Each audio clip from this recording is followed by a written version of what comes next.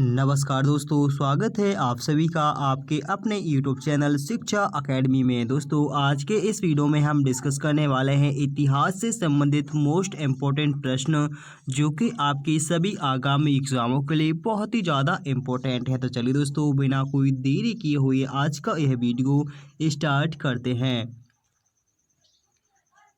पहला प्रश्न है, श्रीनगर की स्थापना किस शासक ने की थी? श्रीनगर की स्थापना किस शासक ने की थी? ऑप्शन है बिंदुसार, सिकंदर गुप्त, अशोक या दशरथ। सो राइट आंसर इसका हो जाएगा ऑप्शन सी, यानी अशोक महान ने की थी। श्रीनगर की स्थापना अशोक महान ने की थी, जो कि मौर्य वंश का एक राजा था।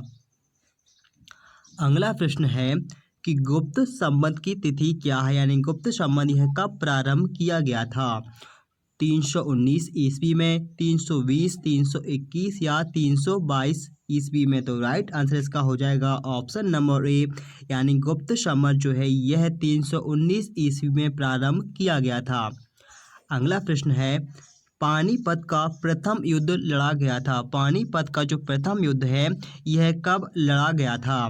ऑप्शन है 21 अप्रैल 1526 को, 22 अप्रैल 1526, 23 अप्रैल 1526 या 24 अप्रैल 1526। तो राइट आंसर इसका हो जाएगा ऑप्शन नंबर ए, 21 अप्रैल 1526 को लड़ा गया था पानीपत का प्रथम युद्ध। अगला प्रश्न है कि चरक कौन था? चरक जो थे वह कौन थे? ऑप्शन है एक चिकित्सक जो कि कनिष्क के काल में थे, एक ज्योतिषीय जो कि चंद्रगुप्त द्वितीय के काल में थे, एक खगोल शास्त्री जो कि समुद्रगुप्त के काल में थे, या फिर उपयुक्त में से कोई नहीं। तो इसका राइट आंसर हो जाएगा ऑप्शन नंबर ए, यानी चरक एक चिकित्सक थे और यह कनिष्क के शासन काल में थे। कौन से? कनिष्क के शासन काल में। अगला प्रश्न है कि खगोल शास्त्र में गुप्त काल में सबसे प्रसिद्ध नाम किसका है? खगोल शास्त्र के लिए गुप्त काल में सबसे प्रसिद्ध जो नाम है वह किसका है? बारहमिहिर का, ब्रह्मगुप्त का, पतंजलि का या आर्यभट्ट का? तो इसका राइट आंसर हो जाएगा ऑप्शन नंबर डी, यानी आर्यभट्ट का। ठीक है, खगोल शास्त्र में गुप्त काल में सबसे जो प्रसिद्ध नाम है वह है आर्यभट्ट। अगला प्रश्न है, कुतुब मीनार का निर्माण कब प्रारंभ हुआ था? कुतुब मीनार का जो निर्माण था यह कब प्रारंभ हुआ था? 1190 में, 1192 में, 1194 या फिर 1196 में? तो इसका राइट आंसर है ऑप्शन नंबर बी, यानी 1192 में बनना प्रारंभ हुई थी। कुतुब मीनार का जो निर्माण है यह सन 1192 में प्रारंभ किया गया था। अगला प्रश्न है, वारकरी पंथ की स्थापना किसने की थी? वारकरी पंथ की जो स्थापना है यह किसके द्वारा की गई थी? ऑप्शन है ज्ञानेश्वर के द्वारा, एक नाथ के द्वारा, तुकाराम के द्वारा या फिर नामदेव के द्वारा। तो राइट आंसर इसका हो जाएगा ऑप्शन नंबर सी, यानी तुकाराम के द्वारा वारकरी पंथ की स्थापना की गई थी। ऑप्शन नंबर सी इसका राइट आंसर हो जाएगा। अगला प्रश्न है, भारत का पुर्तगाली गवर्नर कौन था? भारत का जो पहला पुर्तगाली गवर्नर है वह कौन था? ऑप्शन है कैब्राल, हॉकिंग, अल्मेडा या अल्बुकर्क। तो राइट आंसर का हो जाएगा option number C, Almeida. Almeida जो था यह भारत में पुर्तगाली गवर्नर था। अगला प्रश्न है, महावीर स्वामी के शिष्यों की संख्या कितनी थी? महावीर स्वामी के शिष्यों की संख्या थी वह कितनी थी? 11, 12, 13 या फिर 14? तो राइट आंसर का हो जाएगा ऑप्शन नंबर ए, यानी कि 11 थी। महावीर स्वामी की जो शिष्यों की संख्या थी वह थी 11।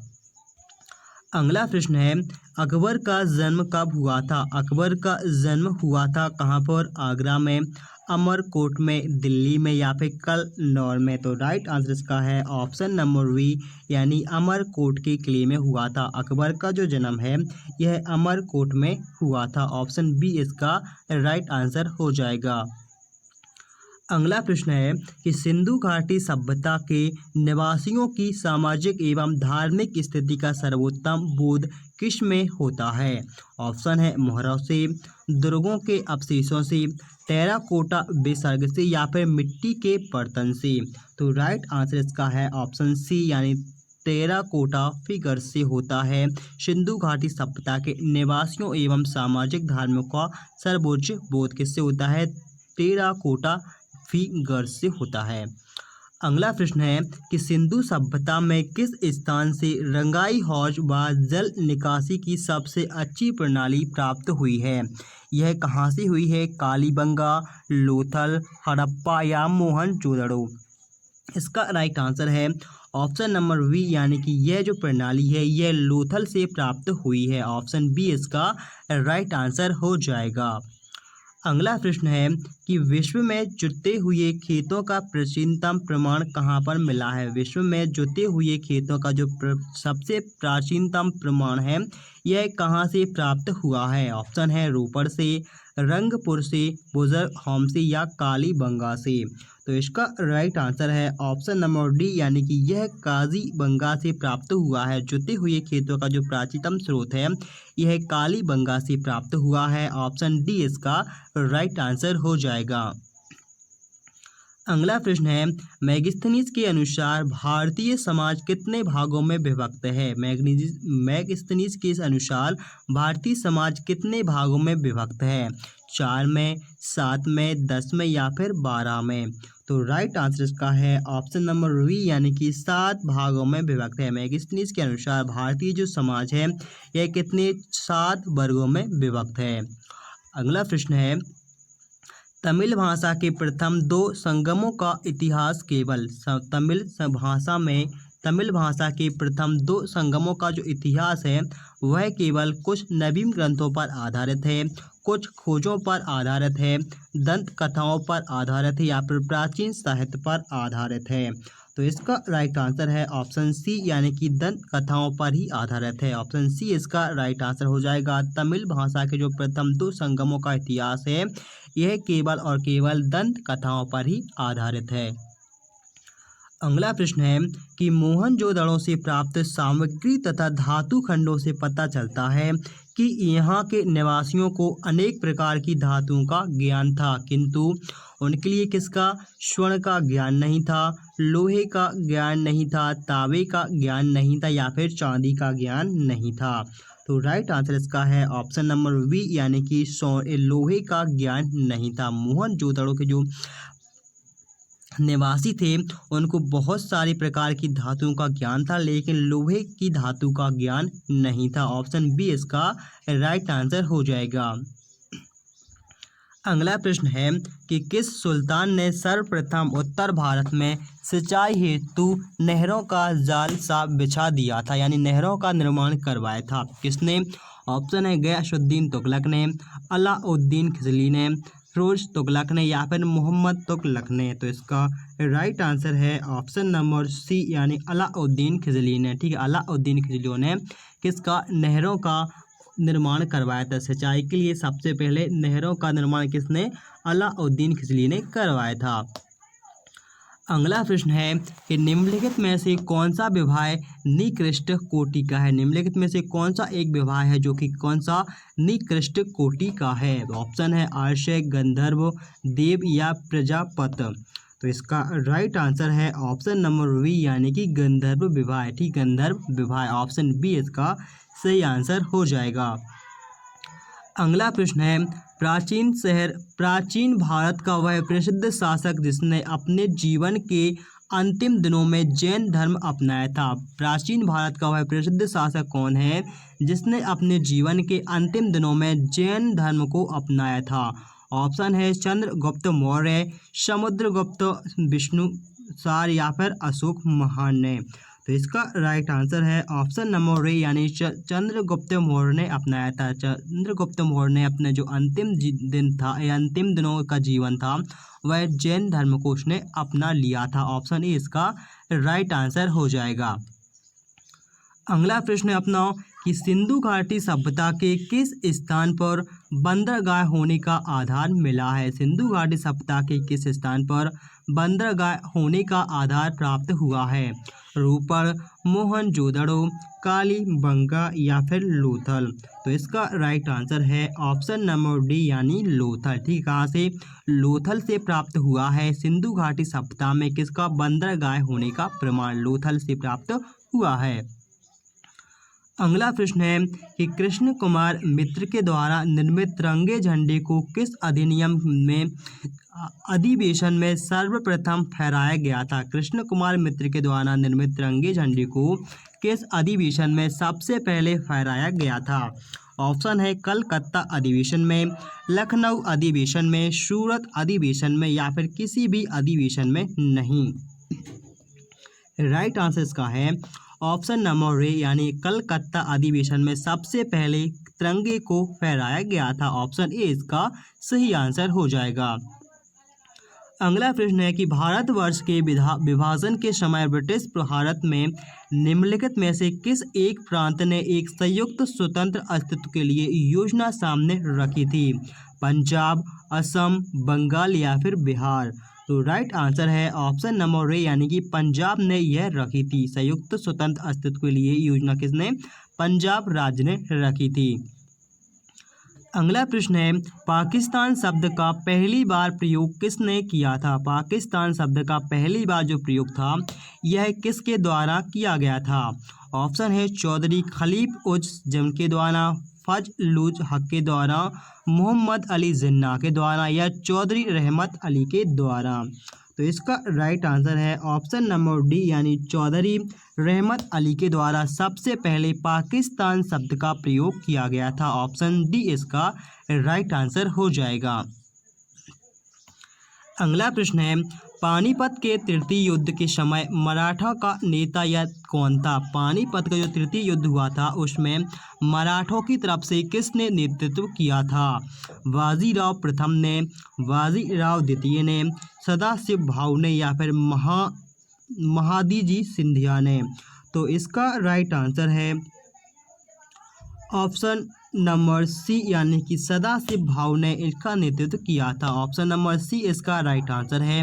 पानीपत के जो तृतीय युद्ध हुआ था उस समय मराठों का जो नेतृत्व है यह सदाशिव भाऊ ने किया था। ऑप्शन सी इसका राइट आंसर हो जाएगा।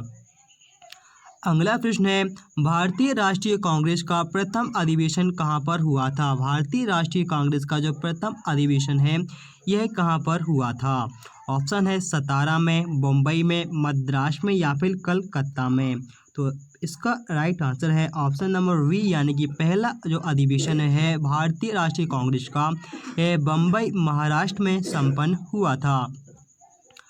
अगला प्रश्न है वर्ष 1884 में भारतीय राष्ट्रीय कांग्रेस की स्थापना किसने की थी। सन 1884 में भारतीय राष्ट्रीय कांग्रेस की जो स्थापना है यह किसके द्वारा की गई थी। ऑप्शन है WC बनर्जी के द्वारा, AM बोस के द्वारा, A.O. हुरुम के द्वारा या फिर इनमें से कोई नहीं। तो इसका राइट आंसर है ऑप्शन नंबर सी यानी A.O. हुरुम के द्वारा की गई थी भारतीय राष्ट्रीय कांग्रेस की स्थापना। ऑप्शन सी इसका राइट आंसर हो जाएगा। अगला प्रश्न है मुस्लिम लीग की स्थापना किस वर्ष में हुई थी। मुस्लिम लीग की स्थापना किस वर्ष हुई थी। ऑप्शन है 1905 में, 1906 में, 1907 में या फिर 1904 में। तो राइट आंसर है ऑप्शन नंबर वी यानी 1906 में। मुस्लिम लीग की स्थापना वर्ष 1906 में हुई थी। ऑप्शन बी इसका सही आंसर हो जाएगा। अगला प्रश्न है कि भारत में आने वाला प्रथम अंग्रेज जहाज कौन था। भारत में आने वाला प्रथम अंग्रेज जहाज कौन था, उसका नाम क्या था। ऑप्शन है एलिजाबेथ द्वितीय, एलिजाबेथ प्रथम, रेड ड्रैगन या तलवार। तो राइट आंसर इसका है ऑप्शन सी एलिजाबेथ प्रथम। एलिजाबेथ प्रथम नावक जहाज भारत में आने वाला प्रथम अंग्रेजी जहाज था। ऑप्शन बी इसका राइट आंसर हो जाएगा।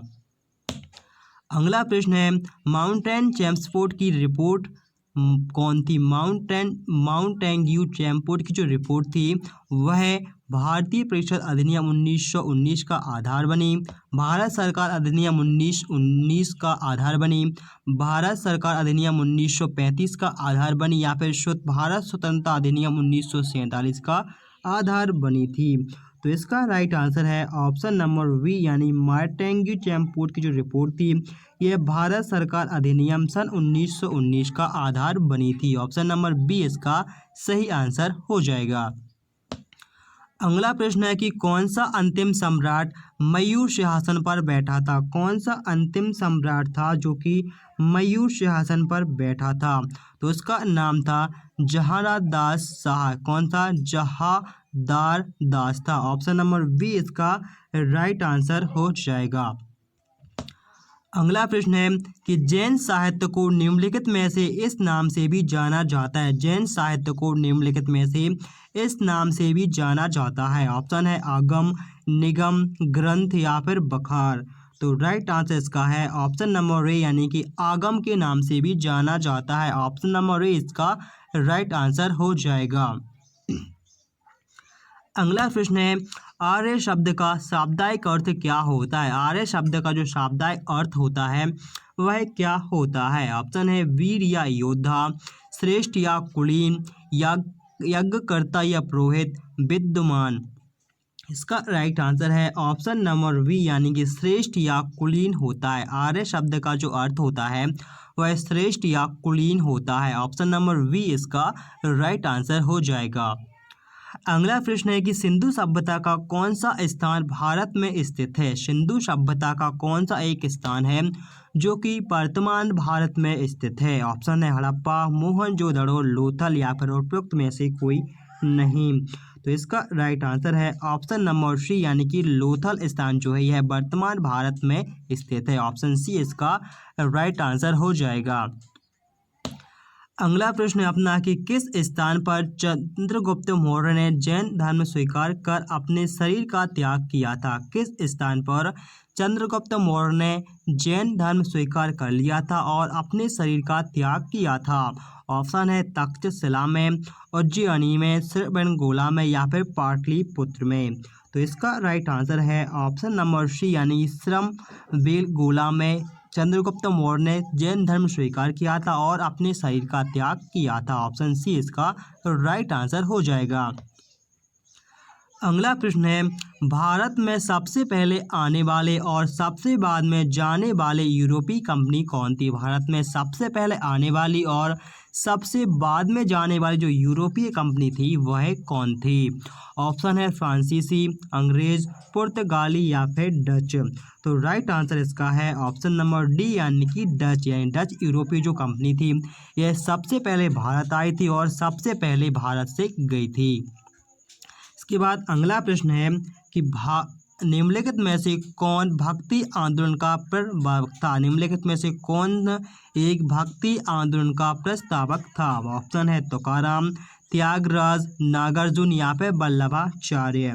तो इसका राइट आंसर है ऑप्शन नंबर सी यानी कि नागार्जुन। कौन था? नागार्जुन था जो कि भक्ति आंदोलन का प्रस्तावक था। ऑप्शन सी इसका राइट आंसर हो जाएगा। अगला प्रश्न है भूमि दान का प्रथम उल्लेख कब मिला है। भूमि दान का जो प्रथम उल्लेख है यह कब मिला है। मौर्य के समय में, शुंगों के समय में, सातवाहनों के समय में या फिर गुप्त के समय में। तो राइट आंसर इसका है ऑप्शन नंबर सी यानी कि सातवाहनों के शासनकाल में सबसे पहले भूमि दान का उल्लेख प्राप्त हुआ है। ऑप्शन सी इसका सही आंसर हो जाएगा। अगला प्रश्न है कि कब और किसके द्वारा पुस्तक गुलामगिरी लिखी गई थी। कब और किसके द्वारा पुस्तक गुलामगिरी लिखी गई थी। तो यह 1925 में B.R. अम्बेडकर के द्वारा, 1872 में ज्योतिबा फूले के द्वारा, सन 1900 में गोपाल हरि देशमुख के द्वारा या फिर 1885 में M.G. रनाडे के द्वारा।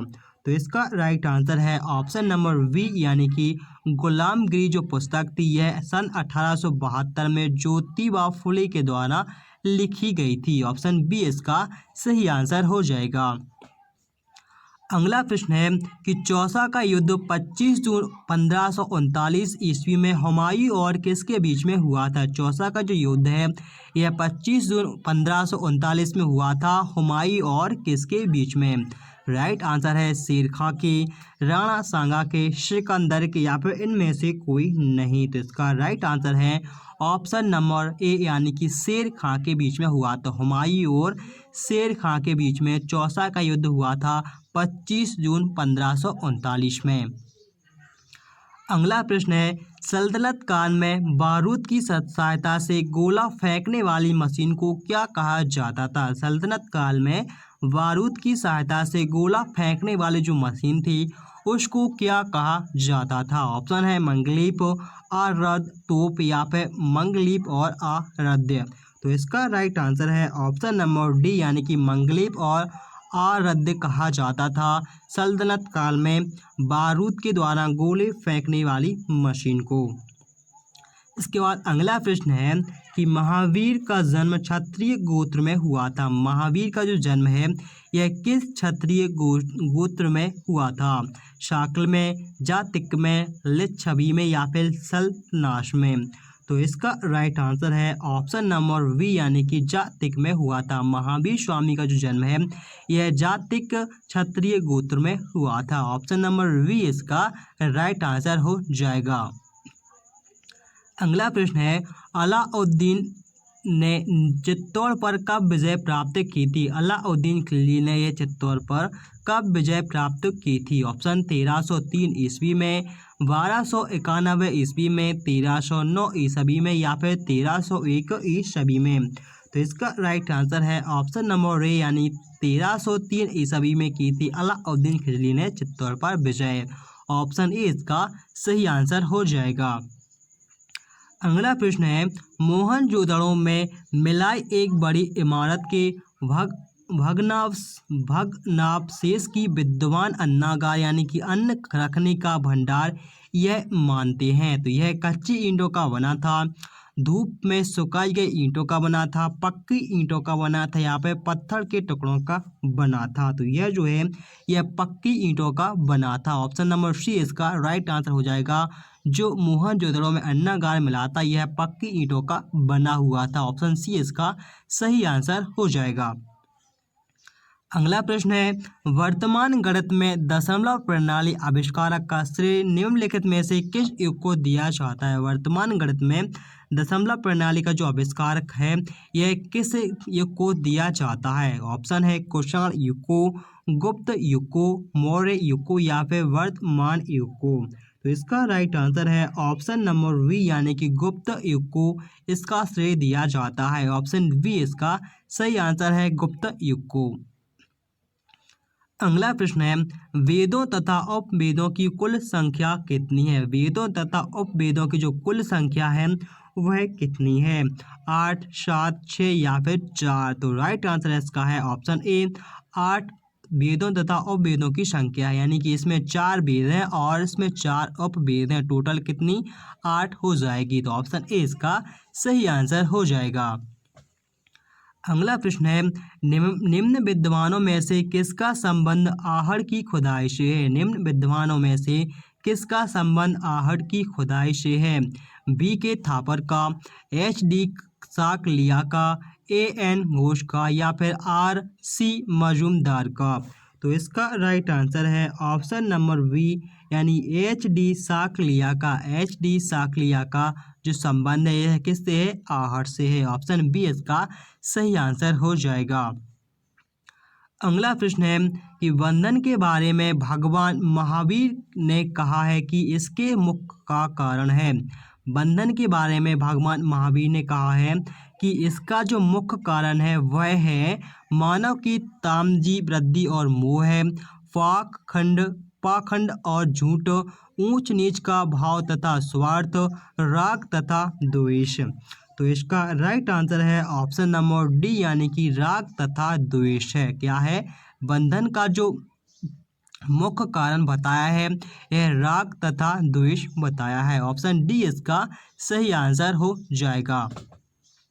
अगला प्रश्न है कि समुद्रगुप्त की कुल 6 प्रकार की स्वर्ण मुद्राओं में से कौन सी मुद्रा उनकी मुद्राओं में शामिल नहीं थी? ऑप्शन है धनुधारी प्रकार, मयूर प्रकार, प्रसु प्रकार या फिर वीणा वादन प्रकार?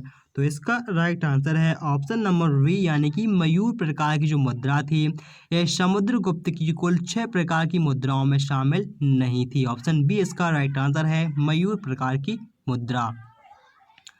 अगला प्रश्न है, ऋग्वैदिक काल में विवरण आदान प्रदान के द्वारा होता है। ऋग्वेद काल में विपणन आदान प्रदान के द्वारा होता है, जिसमें मुख्य स्थान किसका था? अश्व का, गाय का, नस्ल का या फिर इनमें से किसी का भी नहीं। तो इसका राइट आंसर है ऑप्शन नंबर बी, यानी कि मुख्य स्थान था जो था वह था किसका? गाय का। ऑप्शन बी इसका सही आंसर है, गाय। अगला प्रश्न है, जैन धर्म के अंतिम तीर्थक महावीर स्वामी का जन्म किस क्षत्रिय गोत्र में हुआ था? जैन धर्म के अंतिम तीर्थक जिनका नाम है महावीर स्वामी, इनका जन्म किस क्षत्रिय गोत्र में हुआ था? साकले, जातिज्ञ, लिच्छवी या फिर सल्लास? तो राइट आंसर है ऑप्शन नंबर बी, यानी कि इनका जो जन्म है जातिक धर्म है, जात्रिक क्षत्रिय गोत्र में हुआ था। ऑप्शन बी इसका सही आंसर हो जाएगा।